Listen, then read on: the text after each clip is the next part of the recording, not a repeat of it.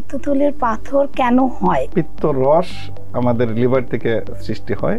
এই পিত্ত রসের কিছু কম্পোজিশন আছে এবং এটা একটা নির্দিষ্ট মাত্রায় থাকে। যখন নির্দিষ্ট মাত্রায় থাকে তখন কোনো সমস্যা হয় না।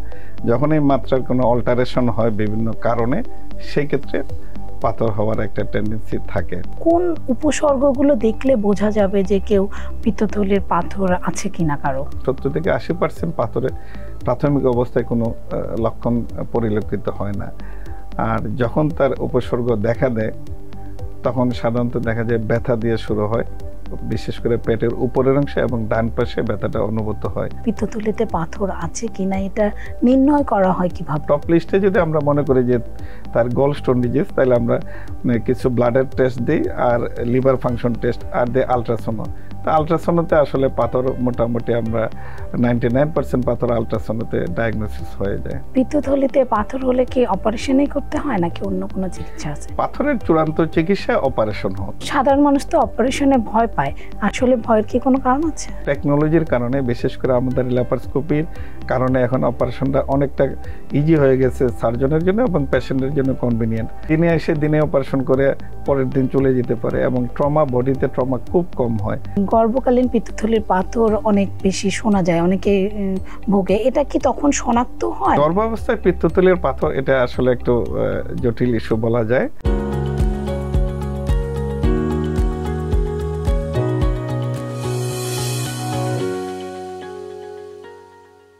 দর্শক, জিএমআই গ্রুপ প্রেজেন্টস টিভিএস ভালো থাকুন আপনাদের স্বাগত জানাচ্ছি। আমি তাওসিয়াত আজমা। আমাদের আজকের আলোচনার বিষয় পিত্তথলির পাথর হলে কি করবেন, এই বিষয়ে কথা বলতে আমাদের সঙ্গে আছেন ডাক্তার আবুল কালাম চৌধুরী, অধ্যাপক সার্জারি বিভাগ, বাংলাদেশ মেডিকেল বিশ্ববিদ্যালয়। আমাদের অনুষ্ঠানে আপনাকে স্বাগতম। ধন্যবাদ। স্যার, আমরা আজকে পিত্তথলির পাথর নিয়ে কথা বলবো।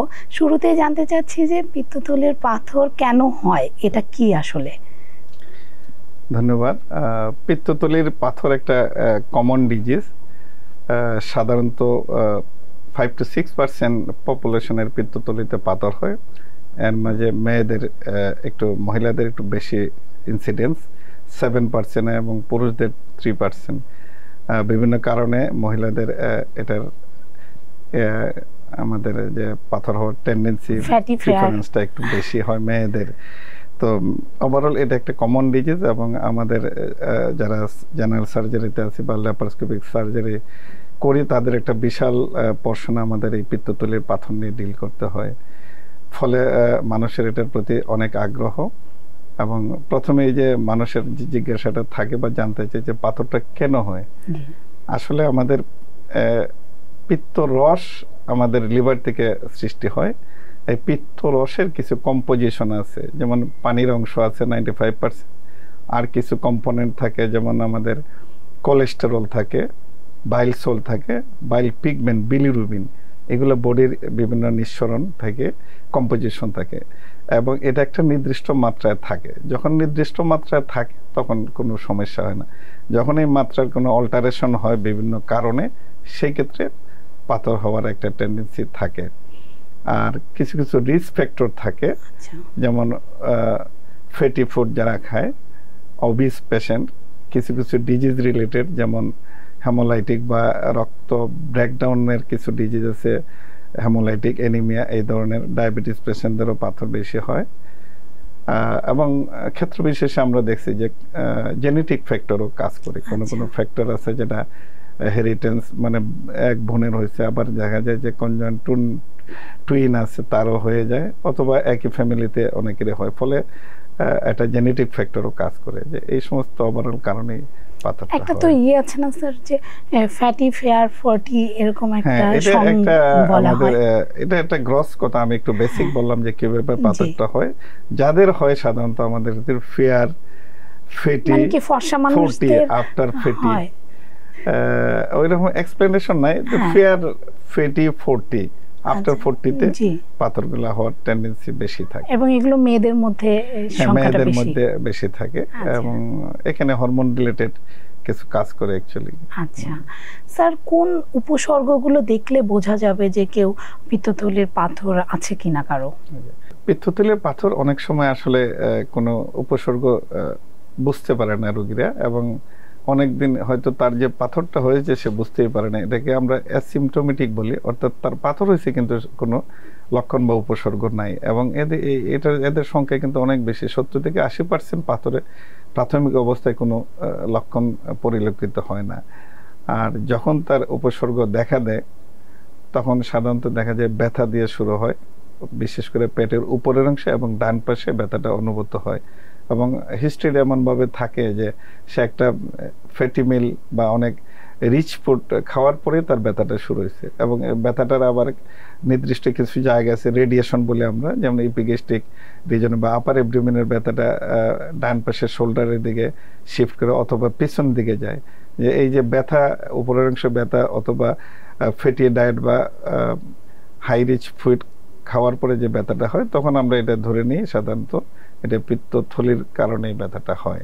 এইগুলো ব্যথা একটা কারণ। এরপরে যখন আরও কিছু কারণ আছে, অনেক সময় তার নসিয়া হইতে পারে, ভমিটিং হইতে পারে, দীর্ঘদিন যাবৎ সে ইনডাইজেশনে ভুগতে পারে। এবং ব্যথা যখন আরও তীব্র হয় বা যখন কমপ্লিকেশন হইতে থাকে পাথরের কারণে, তখন কলিসিস্টাইটিস, আমরা প্রদাহর কারণে আরও যে অনেকগুলো উপসর্গ হয়। এমনকি পাথর স্লিপ করে পিত্ত নালীতে যেতে পারে, নালীতে চলে গেলে ব্যথার মাত্রা অন্যরকম হয়ে যায়, বেশি ব্যথা হবে। এবং তখন বিলিয়ারি চ্যানেল ব্লক হয়ে গেলে জন্ডিস দেখা দেয়, সাধারণত চোখ হলুদ হয়ে যায়, গায়ের চামড়াগুলো হলুদ হয়ে যায়, প্রস্রাব হলুদ হয়ে যায়, কমপ্লিকেশন রিলেটেড আরও কিছু। এবং এটা যদি ইনফেকশন আরও তীব্র হইতে থাকে, এ থেকে আরও অনেক কিছু সমস্যা হইতে পারে, যেমন ইনফেকশনে এটা গ্যাংগ্রিন হয়ে যেতে পারে, পারফোরেশন হয়ে যেতে পারে। আবার দীর্ঘদিন গলস্টোন থাকার পরে এটা ক্রনিক কোলিসিস্টাইটিস হয়।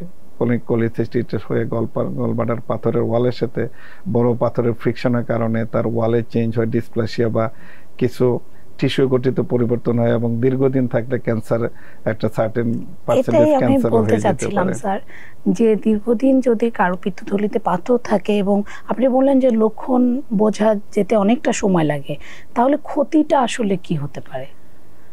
আসলে ক্ষতিটা যে দীর্ঘদিন যদি আনডিটেক্টেড থাকে তাহলে কমপ্লিকেশন যতগুলো আছে একটার পর একটা হইতে থাকবে। আর মানুষের যেটা জিজ্ঞাসা থাকে ক্যান্সার ফোবিয়া, তা আমি পেশেন্টদের আসলে এরকম ভয়ের বিষয়টা ইগনোর করি, কারণ ক্যান্সারের পার্সেন্টেজ অনেক কম এবং দীর্ঘদিন 2, 4, 5 বছর থাকে। এবং আমরা যে স্টাডিগুলো এরকম যে যাদের ক্যান্সার হয় তাদের 70 থেকে 80% দেখা যায় পাথর থাকে, কিন্তু পাথর যাদের হয় এদের কিন্তু এত পার্সেন্টেজ ক্যান্সার হয় না, এর পার্সেন্টেজ খুবই কম, 0.3% থেকে 3%-এর ক্যান্সার হওয়ার সম্ভাবনা থাকে, যেটা খুবই নগণ্য। এটা আমার মনে হয় ভয়ের কিছু নাই। তারপরে দীর্ঘদিন পাথর পেটে রাখা ঠিক না, একটা নির্ধারিত সময়ে অপারেশন করে নেওয়া বা এটার চিকিৎসা নেওয়া অবশ্যই যুক্তিসঙ্গত। কারো পিত্তথলিতে পাথর আছে কিনা এটা নির্ণয় করা হয় কিভাবে? শুধু আপনি বললেন উপসর্গগুলো যেগুলো পরে বোঝা যায়, এরপর কি ধরনের পরীক্ষা নিরীক্ষা করা হয়? যখন এই উপসর্গগুলো দেখা দেয়, আসলে নির্ণয়ের বিষয়টা চিকিৎসকের উপর নির্ভর করে। তো সাধারণত এখন অনেক আধুনিক যুগ, স্মার্ট যুগ, অনেক রোগী নিজেরাই পেটে ব্যথা হলে একটা আল্ট্রাসাউন্ড করে ফেলে। তো বেসিক্যালি আমরা কিছুটা রক্ত পরীক্ষা দিই, লিভারের কিছু পরীক্ষা করি, তারপরে আল্ট্রাসাউন্ড দিই। আর হিস্ট্রি এবং ক্লিনিক্যাল এক্সামিনেশন আমরা রোগীটাকে দেখি, দেখার পরে আমরা একটা ক্রোনোলজি ঠিক করি যে এই উপসর্গগুলোতে ডিজিজগুলো কী হতে পারে। একদম টপ লিস্টে যদি আমরা মনে করি যে তার গলস্টোন ডিজিজ, তাহলে আমরা কিছু ব্লাডের টেস্ট দিই আর লিভার ফাংশন টেস্ট আর দিই আল্ট্রাসাউন্ড। তো আল্ট্রাসাউন্ডতে আসলে পাথর মোটামুটি আমরা 99% পাথর আল্ট্রাসাউন্ডতে ডায়াগনোসিস হয়ে যায়। আচ্ছা, রোগ নির্ণয়ের পর চিকিৎসার বিষয়টা আসে। তো চিকিৎসার বিষয়ে মানুষের একটা ভয় আছে যে অপারেশন, অনেকেই ভয় পায়। তো পিত্তথলিতে পাথর হলে কি অপারেশনই করতে হয় নাকি অন্য কোনো চিকিৎসা আছে? পাথরের চূড়ান্ত চিকিৎসা অপারেশন হোক, তারপর আমরা ক্ষেত্র বিশেষে মানে প্রাথমিক পর্যায়ে অনেক সময় দেখা যায় যে পাথর হওয়ার যে প্রসেসগুলো শুরু হয়েছে মাত্র, যেমন কনসেন্ট্রেটেড পিত্তরস বা স্লাজ বলে আমরা, যে ধীরে ধীরে কনসেন্ট্রেট হইতে থাকে বা কিছুটা যেটা আল্ট্রাসাউন্ডের ভাষায় স্লাজ বলে, সেক্ষেত্রে কিছু ড্রাগ আছে যেগুলা এগুলাকে লিকুইফাই করতে পারে বা কোম্পানিগুলো আমাদের সেভাবে ইনফরমেশন প্রোভাইড করে লং টার্ম, যেমন আর্টসকল বা এরকম কিছু ড্রাগ আছে যেটা 2-3 মাস খাওয়ার পরে দেখা যায় আমি খুব রেয়ার পাইছি যে স্লাস ছিল, পাথর হওয়ার পরে আমি খুব পাই নাই, কিন্তু স্লাস ছিল বা একদম প্রাথমিক পর্যায়ে কনসেন্ট্রেটেড বাইল বা তার সিমটম, এগুলো অনেক সময় রিলিফ হয়ে যায়।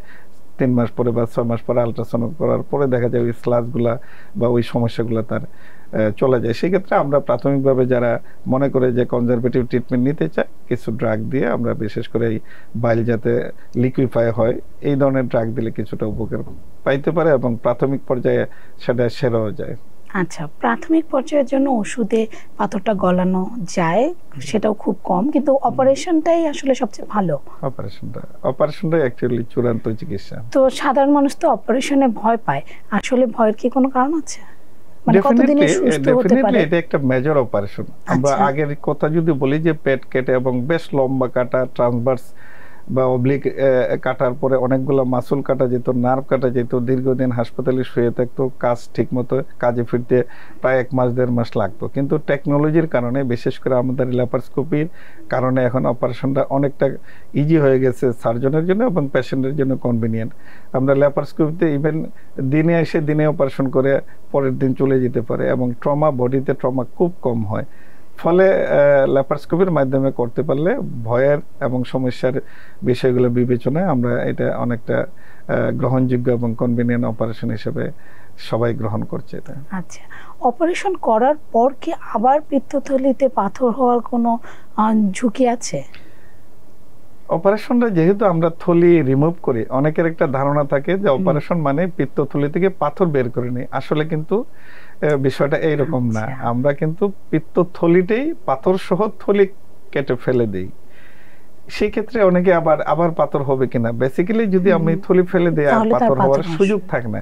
তবে এখানে কিছু ফ্যালাসি আছে। মনে করেন আমি অপারেশন করার সময় যদি যে জায়গায় আমাকে ক্লিপটা দেওয়ার কথা অথবা যেটুকু পর্শনে আমার কাটার কথা এর চেয়ে একটু বেশি পর্শন থেকে যায় বা গলব্লাডারের অংশবিশেষ থেকে যায়, এবং এটা সাধারণত থাকে অনেক সময় ডিফিকাল্ট গলব্লাডার হইলে সার্জনও কমপ্লিকেশনের হইতে পারে বিবেচনা একটু স্পেস রাখে যাতে সিস্টিক ডাক বলি যেটা নালীর সাথে যুক্ত থাকে, এখানে যদি কিছু অংশ থেকে যায় ভবিষ্যতে ওটাতে বাইল জমতে থাকে বা ওটাতে পাথর হইতে পারে। এই একটা ধারণা মানুষের সাথে কনসালটেন্টদের ভুল বোঝাবুঝির সৃষ্টি থাকে। আরেকটা হলো যে আমরা শুধু থলি যখন কাটি, লিভার থেকে তার পিত্তরস সৃষ্টি এবং নালী দিয়ে খাদ্যনালীতে যাওয়ার এই পোর্শনটা কিন্তু থাকে। সেক্ষেত্রে দেখা যায় যে তার জন্য লিথোজেনিক বাইল অথবা যে পিত্তরসটা পাথর হওয়ার টেন্ডেন্সিতে থাকে সেটা কিন্তু নালীতেও তখন আবার হয়ে যায়, বা লিভারের ভিতরেও নালী আছে ওইগুলো তো হয়ে যায়। অনেকে মনে করে ওই পাথর আবার পিত্তথলির একই জিনিস, কিন্তু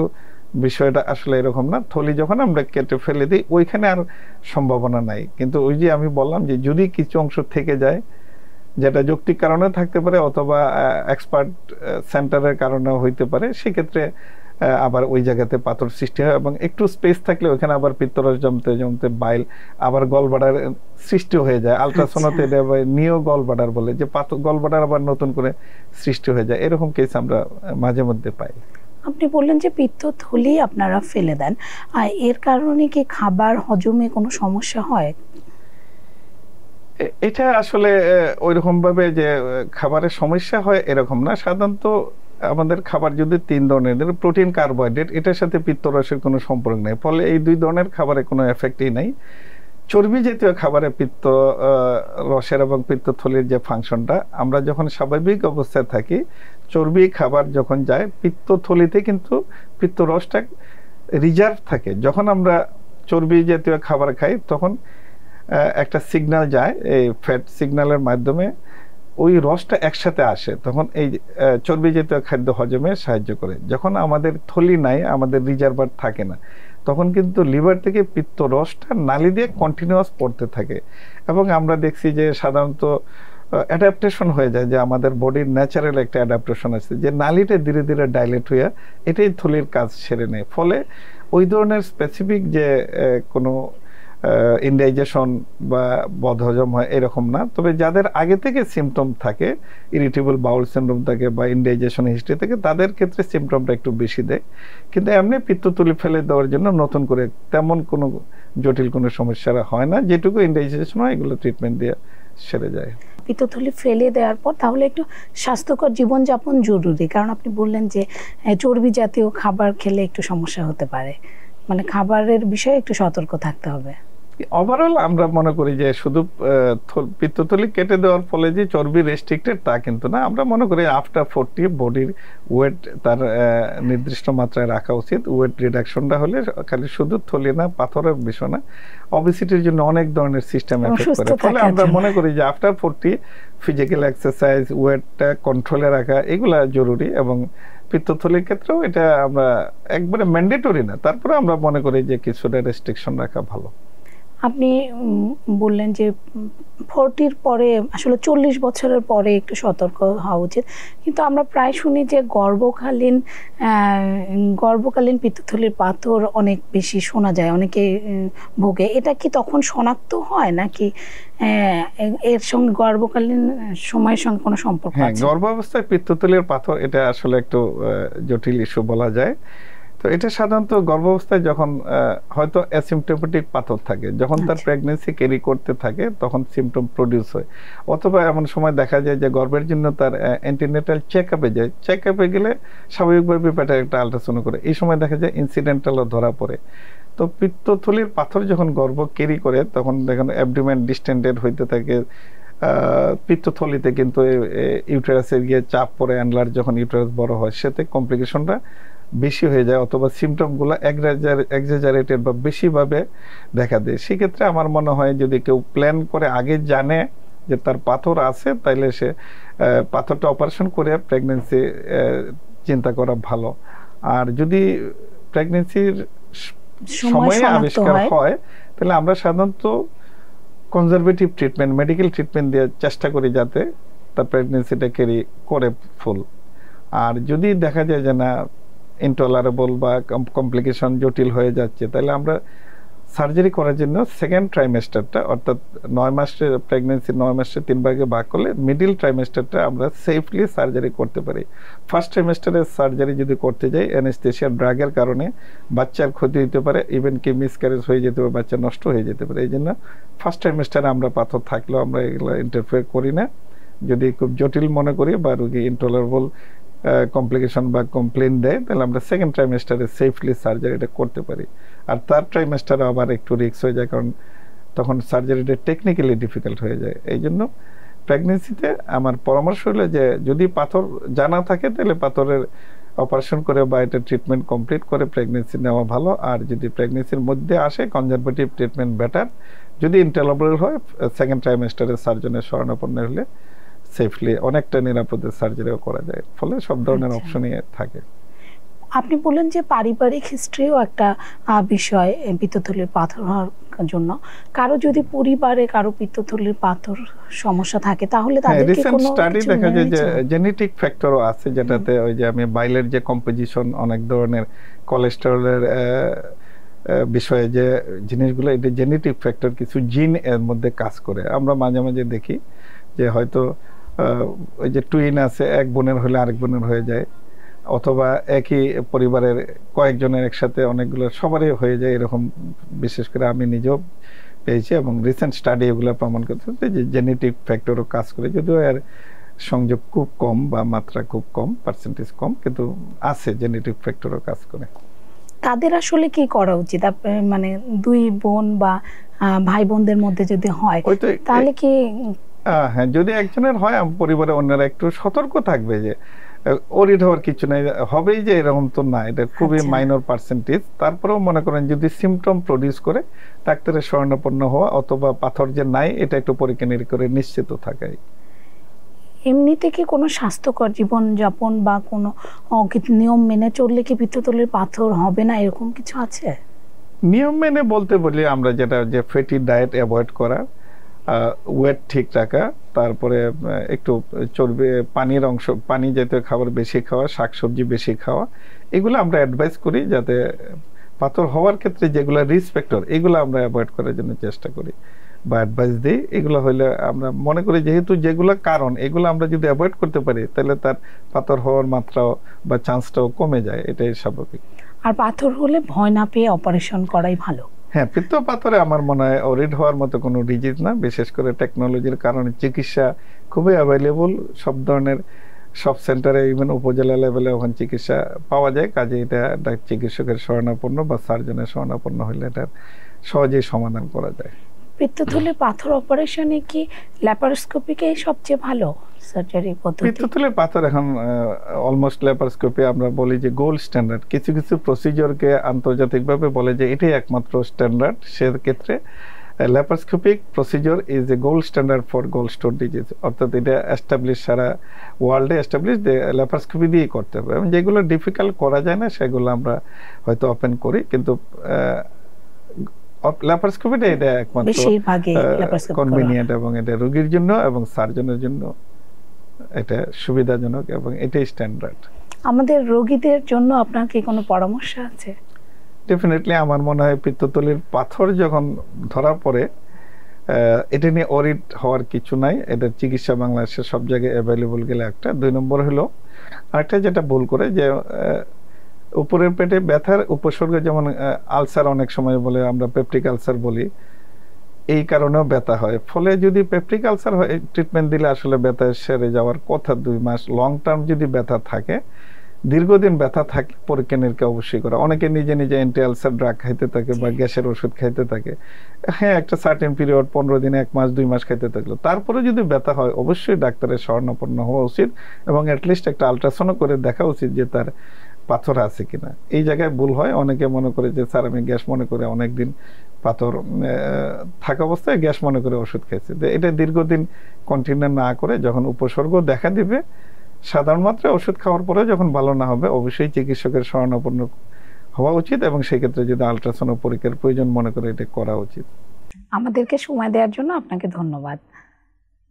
আপনাকেও ধন্যবাদ এবং সেই সাথে আমাকে আমন্ত্রণের জন্য এবং এই টিভির দর্শকদের জন্য সবাইকে ধন্যবাদ।